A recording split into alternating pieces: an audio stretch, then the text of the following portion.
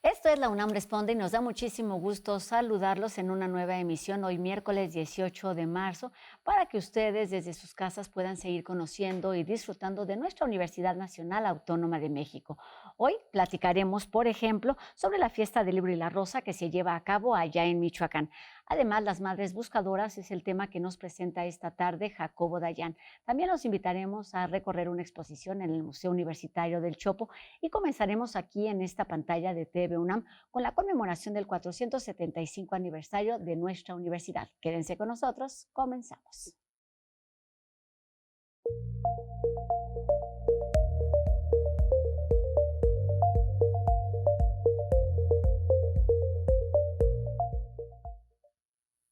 Los 475 años de la fundación de la Universidad de México, antecedente de nuestra UNAM, es motivo de conmemoración, reflexión, diálogo, motivación a lo largo de todo el 2026, con un extenso programa de actividades académicas, culturales y deportivas que recaen en las manos de un comité instalado especialmente para esta celebración, que por supuesto será parte también de esta pantalla en TV UNAM y también de la UNAM Responde particularmente.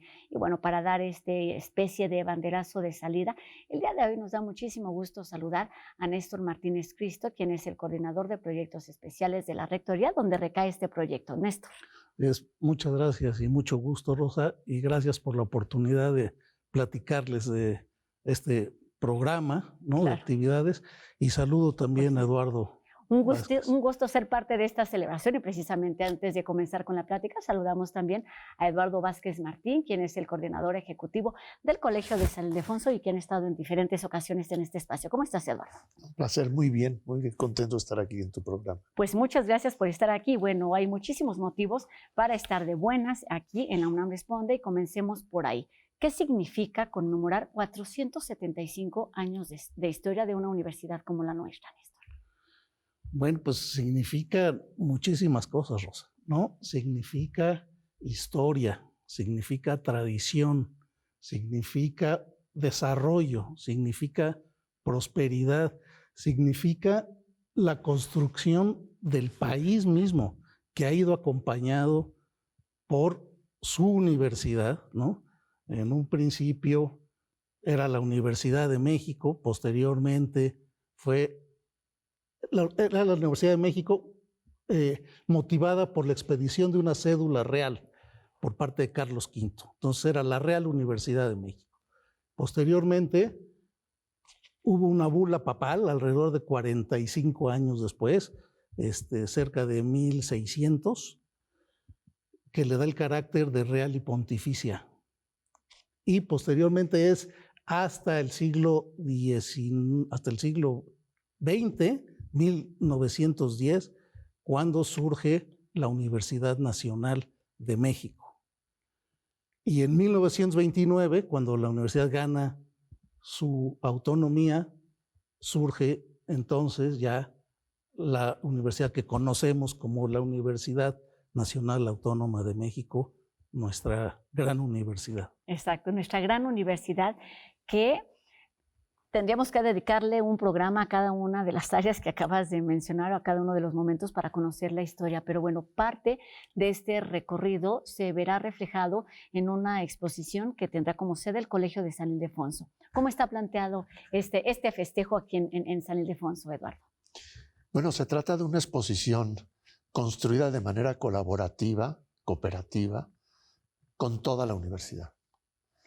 La exposición va a tener como estructura lo que ya exponía Néstor de la historia misma de la universidad. Va a estar dividida en 5 grandes capítulos. El primero es antecedentes, ¿no? Es decir, los pueblos anteriores a la conquista también se transmitía el conocimiento y había formas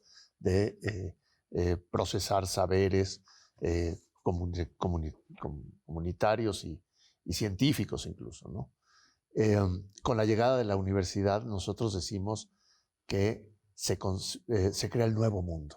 La primera tarea de esa universidad real y después pontificia es imaginar el mundo nuevo, ¿no? Es decir, había la idea de que estaba fundándose un nuevo mundo en América y eso iba definido desde las universidades en gran parte.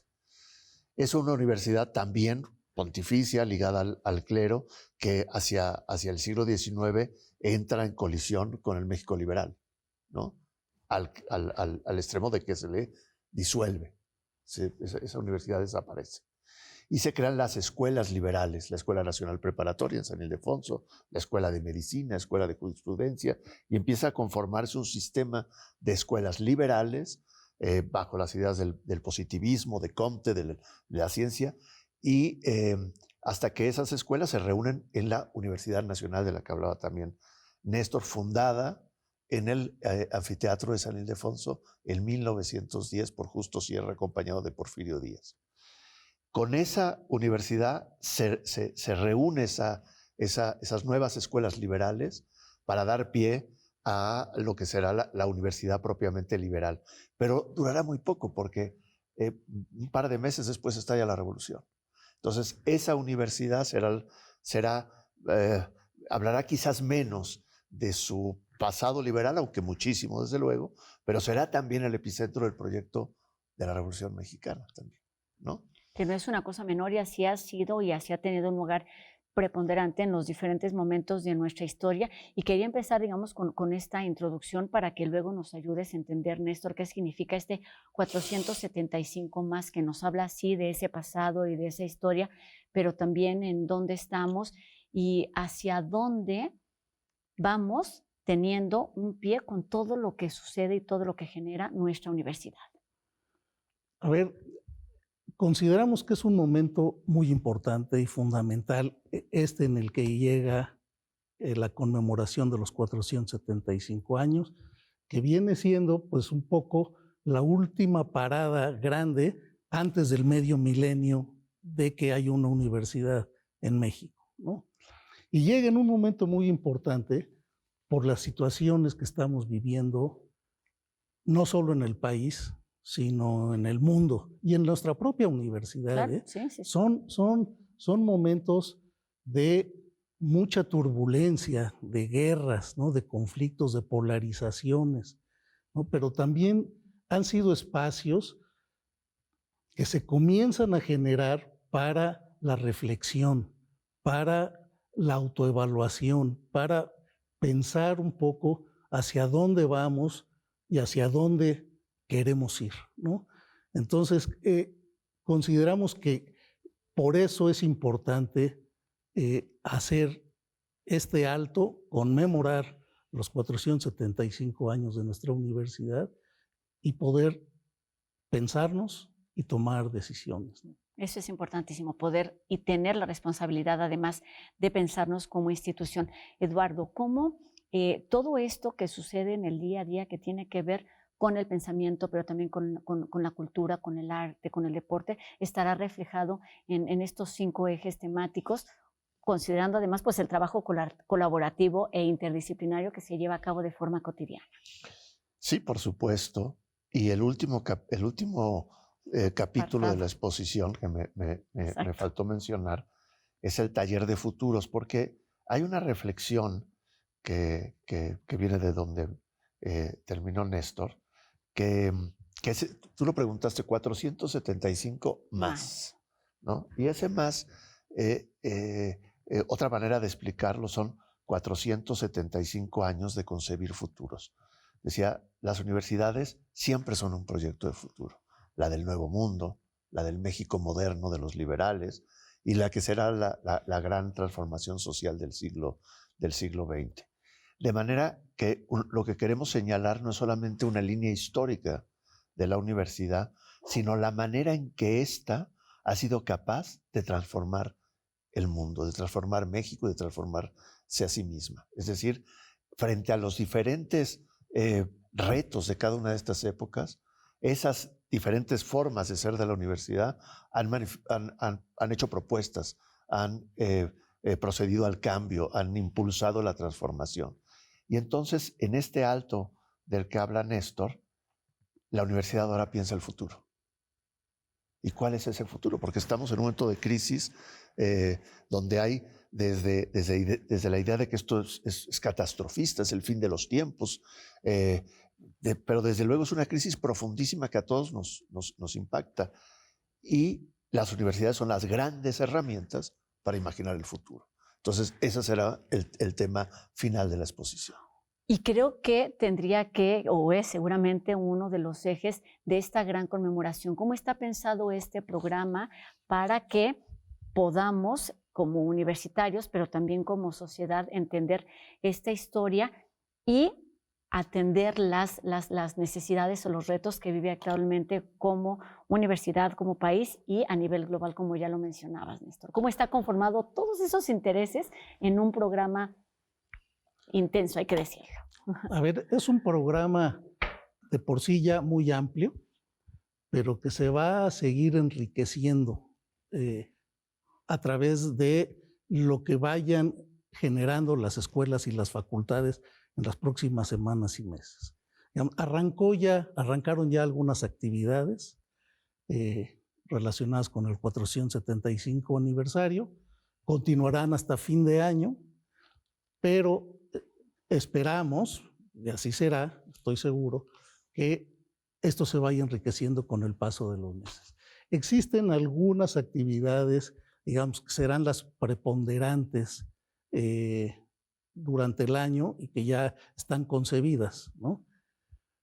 Una es la gran exposición que habrá en San Ildefonso. Otra es una sesión de consejo universitario, una sesión solemne de consejo universitario que se llevará a cabo el 21 de septiembre de este año, el día que se estarán conmemorando exactamente los 475 años de que Carlos V emitió la cédula real. El festejo cumpleañero El oficial. festejo cumpleañero, así es. Pero habrá también unas jornadas académicas, que es a lo que me refiero, de las facultades, escuelas, institutos, centros, programas, seminarios, que están invitados todos, ¿no?, a la reflexión, ¿no?, y a decidir cuál de los temas, ¿no?, cuál de los puntos sobre los que cada comunidad quiere reflexionar en torno a la universidad y al país, pueden tratar en estas jornadas académicas.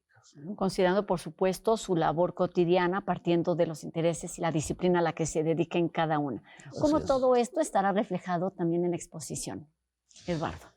Bueno, pensamos que la exposición como una gran muestra de esas grandes aportaciones de la universidad al conocimiento, al pensamiento crítico, a la ciencia, a la tecnología, a la vida pública, social, política del país.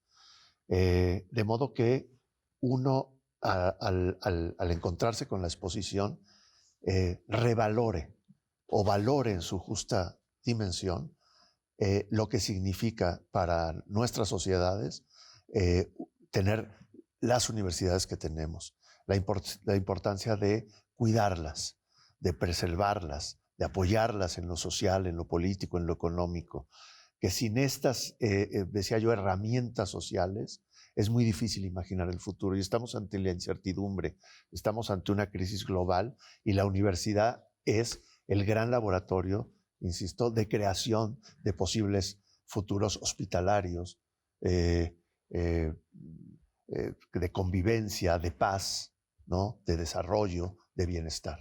Somos universitarios y pensaba que también somos orgullosamente universitarios y eso lo vivimos en el día a día desde nuestros diferentes ámbitos en lo que nos toca hacer, pero tenemos también como universitarios una gran responsabilidad. ¿Cuáles son esos temas, esos grandes temas, Néstor, que no podrían estar fuera de este programa, considerando el papel que ha ocupado nuestra universidad a lo largo de la historia?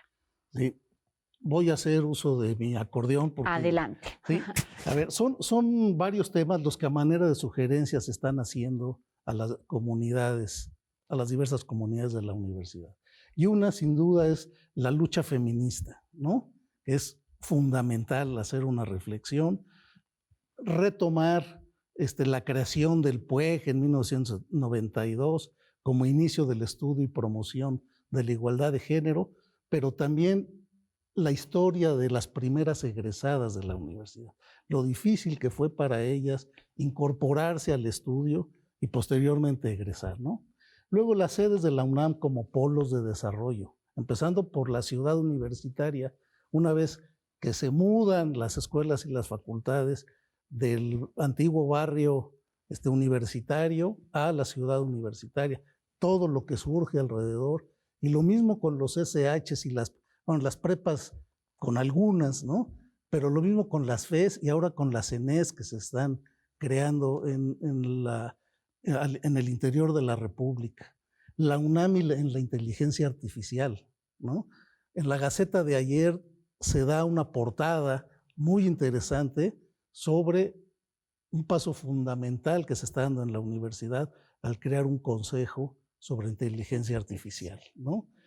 La universidad del futuro es otro de los temas. La UNAM y la pluriculturalidad, ¿no? Las aportaciones de la UNAM en la construcción y desarrollo científico, humanístico, económico, social y cultural del país. Como decía al principio, hemos caminado de la mano con el desarrollo de México, ¿no?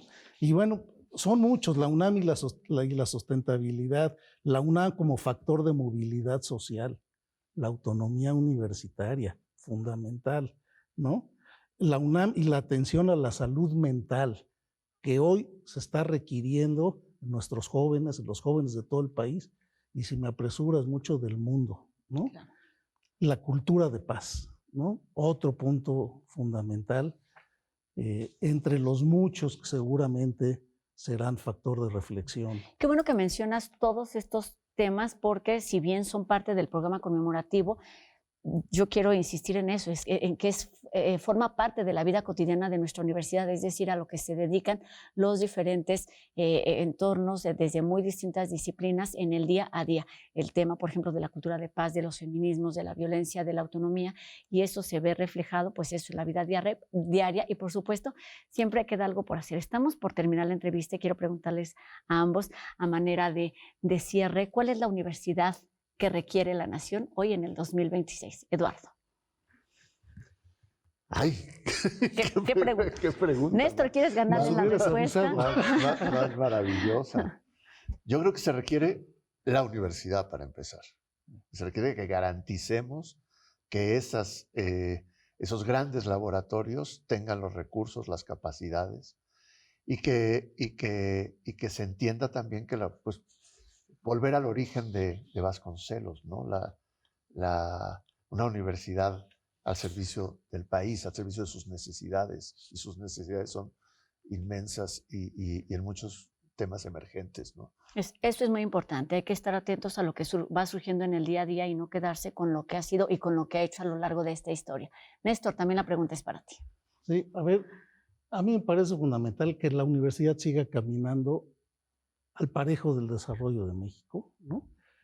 No podemos rezagarnos, y una de las tareas más importantes que ha tenido la universidad desde que nace es dar soluciones a los grandes problemas nacionales, ¿no? Esa es una de las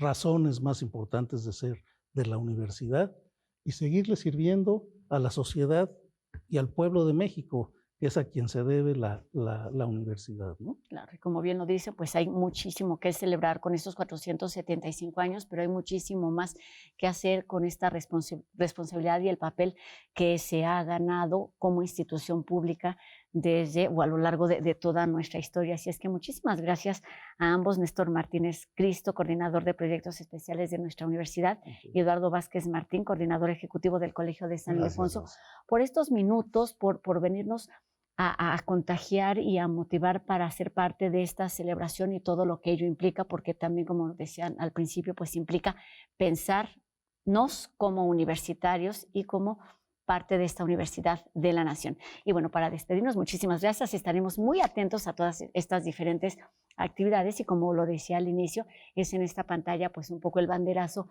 de salida de la celebración y los invito a que veamos ahora pues la primera de una serie de cápsulas que el equipo de la subdirección de TV UNAM estará realizando durante los siguientes meses para ayudarnos a dimensionar la historia, importancia y alcance de nuestra universidad. Vamos con la primera.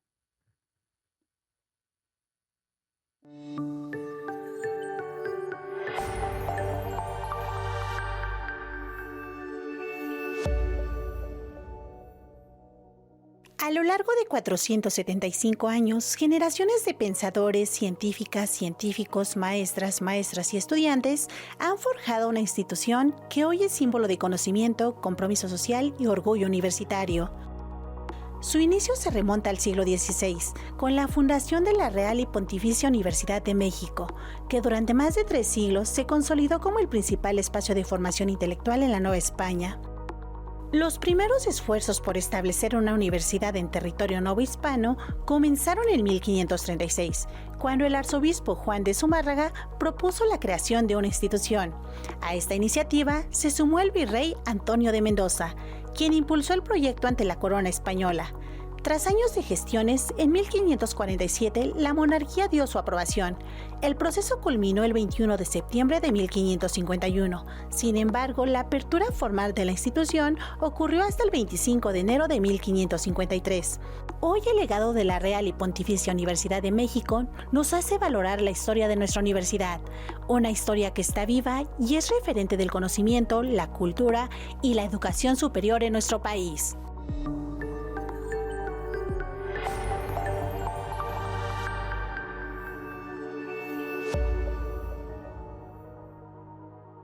Les cuento ahora de otra celebración. La Fiesta del Libro y la Rosa Michoacán llega a su 13ª edición del 20 al 22 de marzo con el lema Utopías Nómadas. Una vez más, el encuentro organizado por la Unidad de Investigación sobre Representaciones Culturales de nuestra universidad se realizará en 6 municipios: Morelia, Jiquilpan, Pátzcuaro, La Piedad, Zacupu y Zamora. Esto con un programa que incluye más de 140 actividades gratuitas como talleres, conferencias, presentaciones de libros y espectáculos artísticos. Contará con la participación de 196 invitados nacionales e internacionales y rendirá homenaje a figuras de la cultura y la ciencia como la poeta Coral Bracho y además el Centro de Investigaciones Interdisciplinarias en Ciencias y Humanidades, el CEICH de nuestra universidad. No se pierdan pues esta oportunidad de celebrar la palabra y el encuentro. Amenazar, desaparecer o asesinar por buscar verdad y justicia es la realidad de muchas personas buscadoras en nuestro país. A propósito del 8M, Jacobo Dayan reflexiona sobre las madres buscadoras y sus luchas muchas veces truncadas.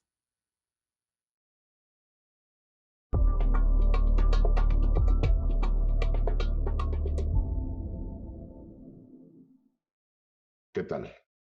Hace unos días se conmemoró el 8 y el 9 de marzo, 8 y 9M, en referencia a la violencia que viven las mujeres. Es importante recordar un grupo en particular, además de la violencia estructural que vive la mujer. Desde 2010 han sido asesinadas 35 madres buscadoras, 25 de ellas en los últimos 7 años. Ahí se concentra un número importantísimo de los asesinatos a madres buscadoras. A esto habría que sumar, evidentemente, las amenazas, la inacción por parte del gobierno, incluso algunas madres buscadoras desaparecidas.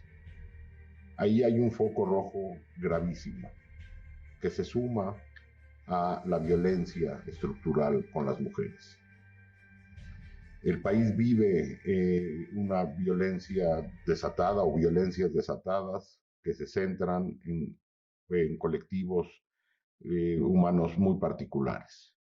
No se pueden olvidar a las madres buscadoras que, además de hacer el trabajo que tendría que corresponder al Estado, están siendo asesinadas. Muchas gracias.